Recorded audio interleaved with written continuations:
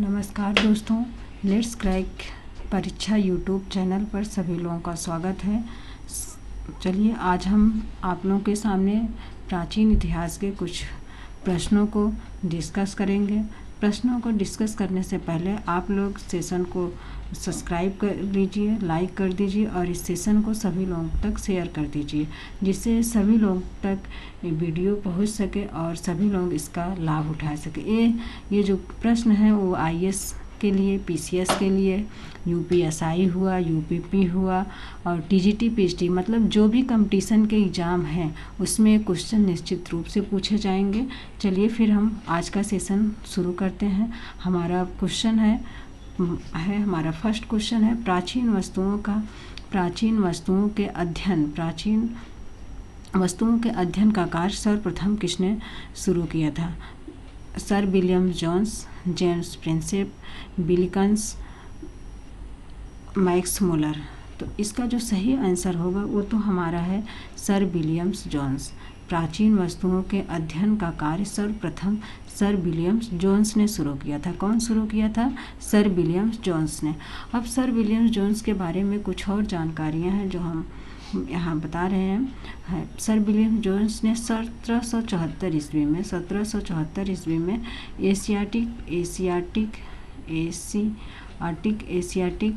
Asiatic society of Bengal की स्थापना की थी। एक भी क्वेश्चन पूछ लिया जाता है कि एशियाटिक सोसाइटी ऑफ बंगाल की स्थापना किसने की, तो इस सर विलियम्स जोन्स कब की? 1774 ईस्वी में। चलिए जेम्स प्रिंसेप के बारे में हम देख लेते हैं। इनके बारे में महत्वपूर्ण कुछ बातें हैं कि इन्होंने 1837 ईस्वी में अशोक के अभिलेख को पढ़ने में सफलता पाई थी और उनके जो अभिलेख वो पढ़े वो ब्राह्मी लिपि में थे। किस लिपि में थे? ब्राह्मी। ये पूछा जाता है कि किस लिपि में था? ब्राह्मी लिपि में। चलिए हम विल्किंस के बारे में जान लेते हैं। विल्किंस ने 1789 ईस्वी में भगवद गीता का अंग्रेजी अनुवाद किया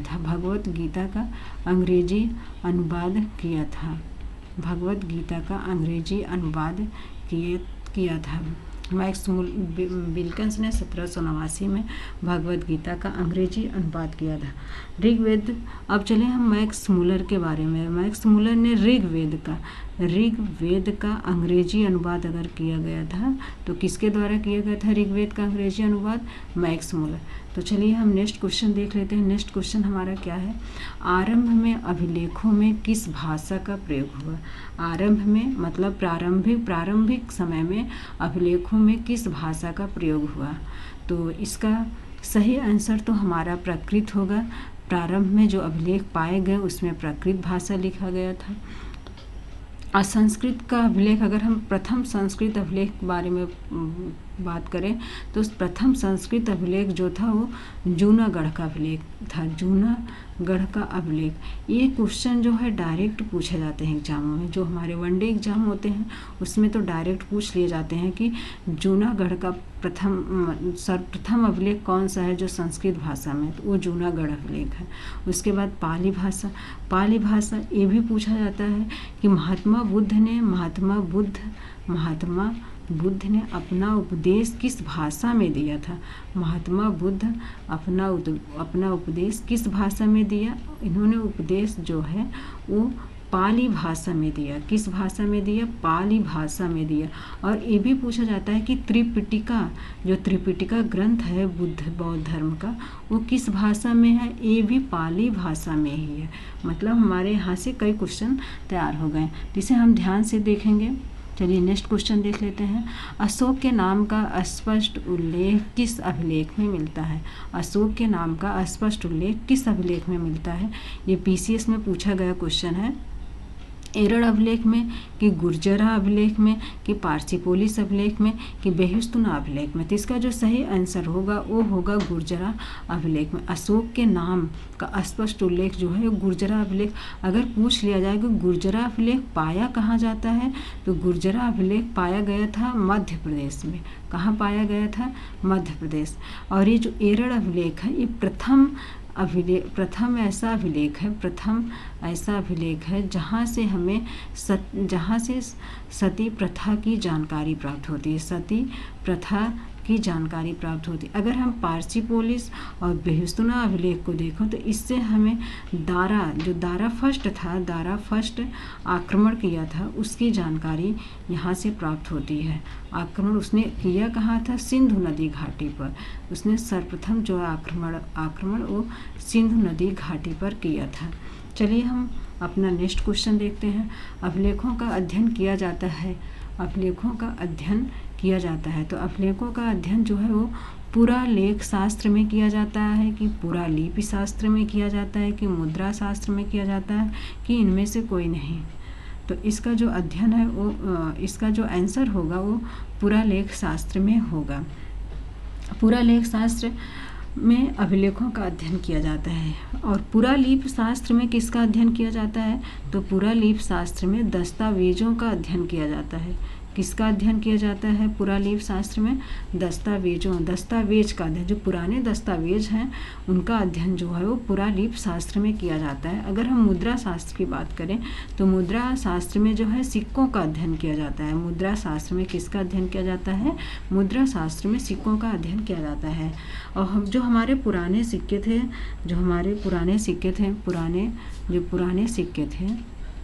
पुराने सिक्के थे उन्हें आहत सिक्का कहा जाता था। आहत सिक्का। और इसी को ही कासरपड़ सिक्का भी कहा जाता था। ये भी बहुत इम्पॉर्टेंट है, बहुत महत्वपूर्ण है। सीधे क्वेश्चन पूछा जाता है छोटे एग्जामों में, तो सीधा बस आहा सिक्का किसे कहा जाता है, कासरपड़ सिक्का, मुद्रा शास्त्र, ये सारे क्वेश्चन। तो हमें इसे नोट पॉइंट ध्यान रखते हुए पढ़ना है। और पुराने सिक्के बने किसके थे उस समय? तो उस समय पुराने सिक्के जो है वो किसके बने हुए थे? पुराने सिक्के जो है वो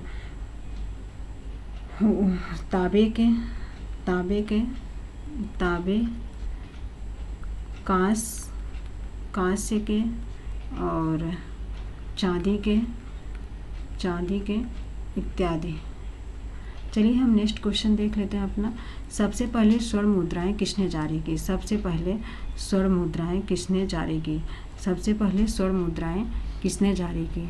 तो किसने जारी की? कुषाणों ने, कि हिंद यूनानियों ने, कि गुप्तों ने, कि मरणोत्तर काल में। सबसे पहले अगर बात की जाए कि सबसे पहले स्वर्ण मुद्राएं किसने जारी की, तो इसका आंसर जो होगा वो हिंद यूनानियों ने सबसे पहले स्वर्ण मुद्राएं जारी की। लेकिन हम और ऑप्शन देखते हैं, यहाँ से हमें इंटरेस्टिंग चीज़ें जानकारी मिलेंगी। कुषाणों के बारे में दिया जाए, ये पूछा जाए कि सबसे अधिक शुद्ध, ध्यान देने वाली बात यहाँ है कि सबसे अधिक शुद्ध स्वर्ण मुद्राएं अगर जारी की गई तो किसके द्वारा जारी की गई हो? कुषाणों ने जारी किया। सबसे अधिक शुद्ध स्वर्ण मुद्राएं कुषाणों ने जारी किया। और हिंद यूनानियों तो भाई सबसे पहले स्वर्ण मुद्राएं जारी की। अगर हम गुप्तों के बारे में देखें तो गुप्तों ने सबसे अधिक स्वर्ण मुद्राएं जारी की, सबसे अधिक। यहाँ सिर्फ शब्दों का हेराफेर, मतलब शब्दों का इधर उधर है बस। बाकी सबसे अधिक अगर पूछा जाए तो सबसे अधिक स्वर्ण मुद्राएं किसने जारी की? तो सबसे अधिक स्वर्ण मुद्राएं वो गुप्तों ने जारी की। सबसे अधिक स्वर्ण मुद्राएं गुप्तों ने जारी किया। सबसे अधिक शुद्ध स्वर्ण मुद्राएं वो कुषाणों ने जारी किया। और स्वर्ण सबसे पहले अगर पूछा जाए कि स्वर्ण मुद्राएं किसने जारी किया, तो ये सबसे पहले स्वर्ण मुद्राएं जो है वो हिंद यूनानियों ने जारी किया। और सबसे अधिक मुद्राएं अगर किसी काल में जारी की गई तो सबसे अधिक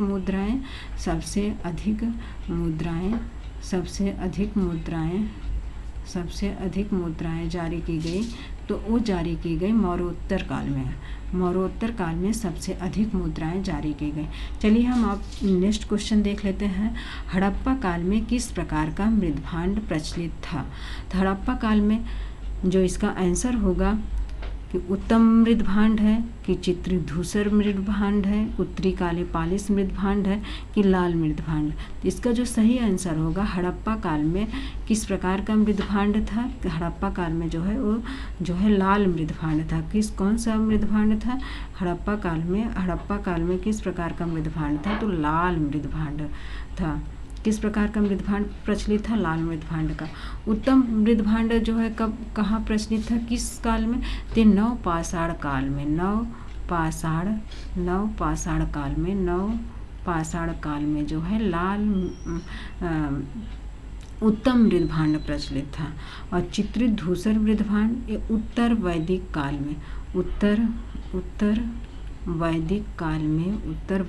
काल में जो है वो चित्रित धूसर मृदभांड प्रचलित था।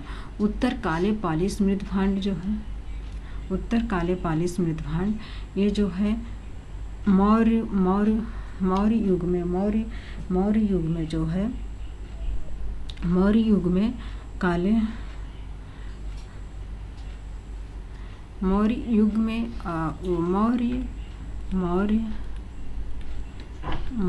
में उत्तर काले पालिश मृदभांड प्रचलित था। चलिए हम इनका काल देख लेते हैं कि लाल मृदभांड जो है हड़प्पा काल का था। लाल मृदभांड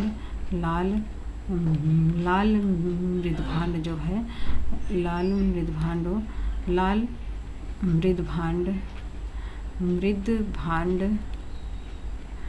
मृदभांड जो है ये इसका काल कब से था? तो हड़प्पा काल में लाल मृदभांड था और इसका जो काल था वो 2300 से 1750 ईस्वी तक था। 2300 से 1750 ईसा पूर्व था। अगर इसकी बात किया जाए नवपाषाण काल उत्तर वैदिक काल जो है वो 1500 से 1000 ईसा पूर्व से 600 ईसा पूर्व था। मौर्य युग जो है 600 ईसा पूर्व से 600 ईसा पूर्व से 200 ईसा पूर्व था। ये सारी बातें हो गई। चलिए हम अपना नेक्स्ट क्वेश्चन देख लेते हैं। नेक्स्ट क्वेश्चन क्या है? कौन सा वेद त्रिवेद में शामिल नहीं है? कौन सा वेद जो है वो त्रिवेद में शामिल नहीं?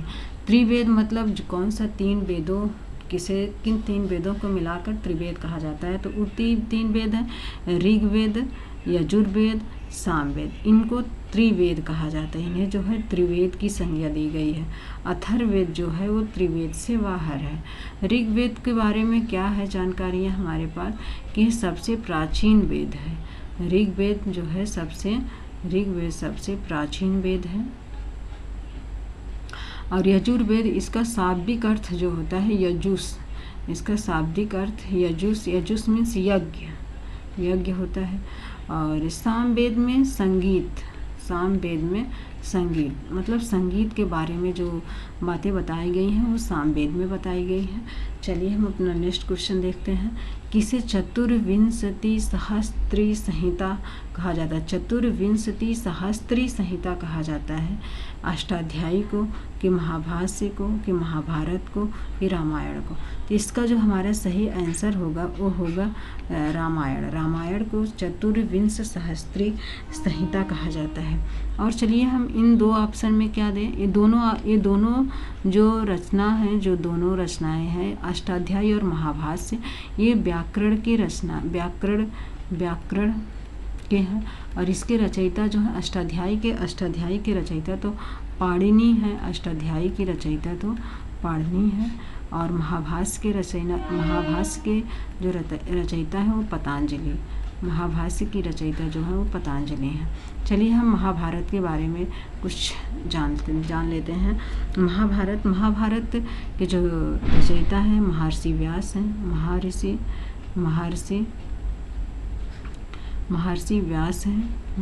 व्यास हैं।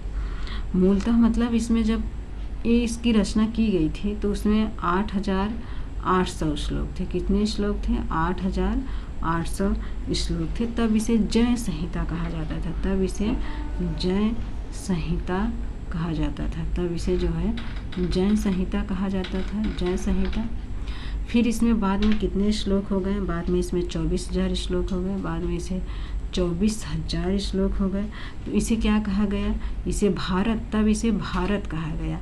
और जब इसमें जो है 1,00,000 श्लोक हो गए, जब इसमें 1,00,000 श्लोक हो गए, 1,00,000 श्लोक हो गए, तब इसे जो है महाभारत कहा गया। तब जब इसमें 1,00,000 श्लोक हो गए तो अगर महाभारत में कितने श्लोक हैं?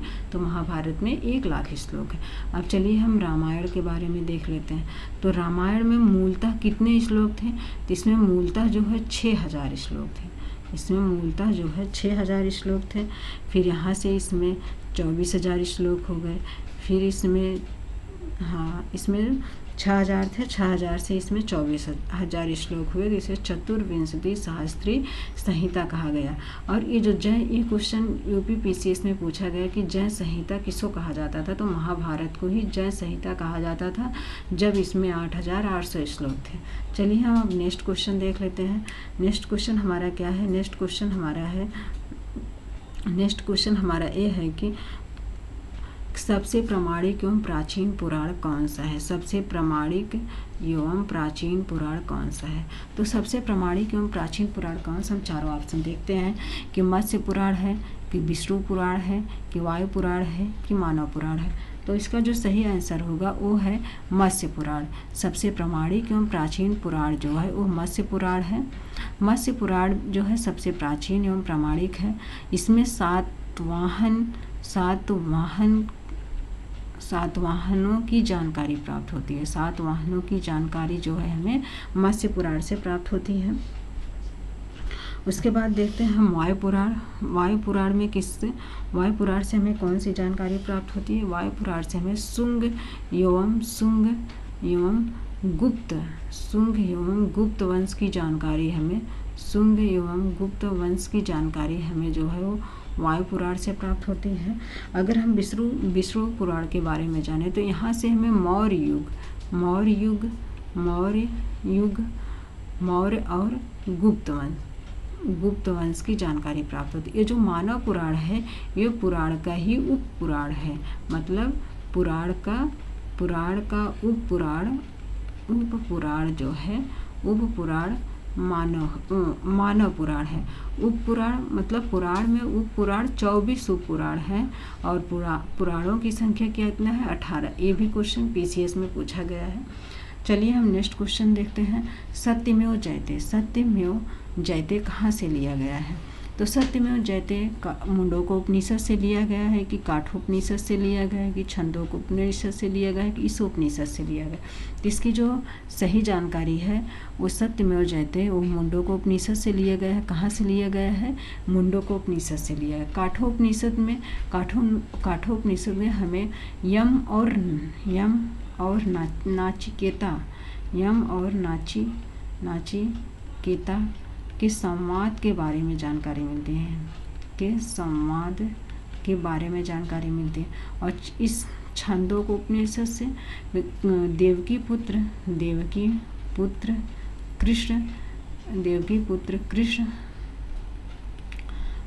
की जानकारी मिलती है। कृष्ण के बारे में जानकारी मिलती है। ईशोपनिषद से निष्काम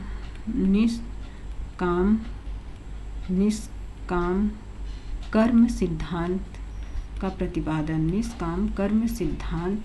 प्रतिपादन सर्वप्रथम कहाँ किया गया था? तो ईशोपनिषद में किया गया है। चलिए फिर अब सेशन को हम यहीं समाप्त करते हैं। Thank you. सभी लोग सेशन को लाइक कर दीजिए, शेयर कर दीजिए और सब्सक्राइब कर दीजिए।